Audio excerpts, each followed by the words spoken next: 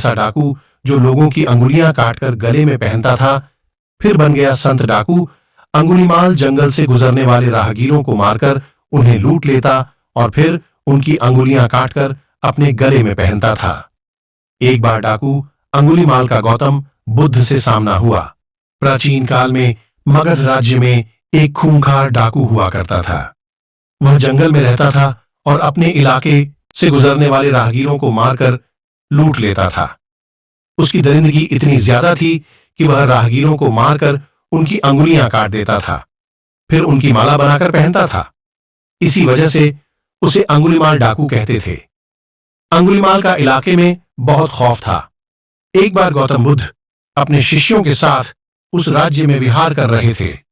वह एक गांव में पहुंचे और रात्रि विश्राम किया। वहां के लोगों में एक अलग तरह का खौफ था।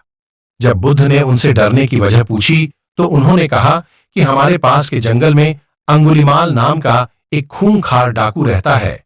वह लोगों को बहुत बेरहमी से मार डालता है। यहां और आसपास के गांवों के कितने ही लोगों को वह मार चुका है।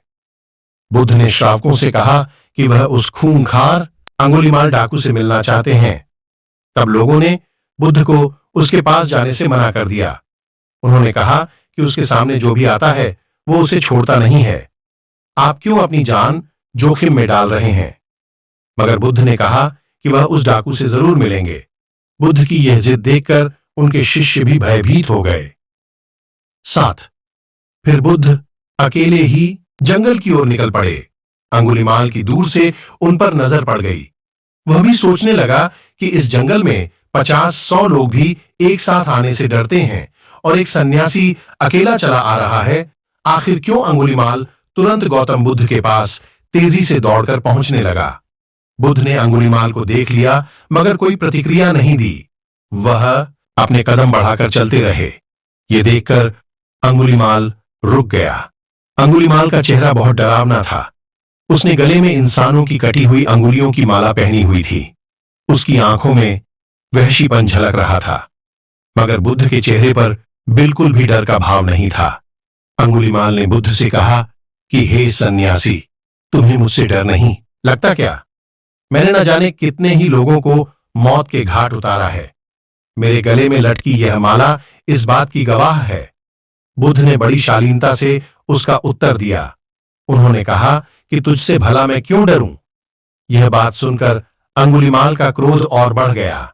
उसने कहा, मैं चाहूं तो अभी तुम्हारी सिर धड़ से अलग कर दूं। बुद्ध बोले कि मैं तुझ जैसे कायर से नहीं डरता। मैं उससे डरूंगा जो वास्तव में ताकतवर है। अंगुलीमाल अचरज में पड़ गया कि आखिर ये किस खेत की मिट्टी से बना है। उसने बुद्ध से कहा कि शायद तुम्हें मेरी ताकत का अंदाजा नहीं है। तभी बुद्ध बोले कि अगर तू वास्तव में ताकतवर है तो जा इस पेड़ की 10 पत्तियां तोड़कर ला। अंगुलीमाल की हंसी फूट पड़ी। वह राक्षसों की तरह जोर जोर से हंसने लगा और बोला, बस सिर्फ 10 पत्तियां? अरे पत्तियां तो क्या, मैं पूरा पेड़ ही उखाड़ ले आता हूं। बुद्ध ने कहा कि पूरा पेड़ उखाड़ने की कोई जरूरत नहीं है, सिर्फ उसकी 10 पत्ती तोड़कर लाओ। अंगुलीमाल तुरंत पेड़ के पास पहुंचा और 10 पत्तियां तोड़कर वापस बुद्ध के सामने आ गया। उसके चेहरे पर हंसी अब भी खिल रही थी। अब बुद्ध ने बोला कि जाओ इन पत्तियों को जहां से तोड़ा है वहां वापस जोड़ दो। अंगुलीमाल की हंसी अचानक गायब हो गई। उसने कहा, यह कैसे हो सकता है? एक बार टूटने के बाद पत्तियां वापस कैसे पेड़ से जुड़ सकती हैं?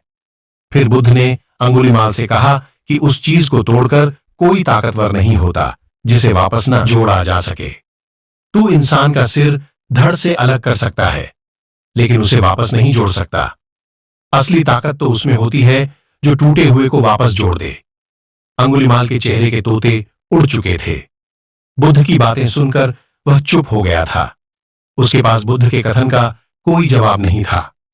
उसे खुद से ग्लानि होने लगी कि वह वास्तव में ताकतवर नहीं है।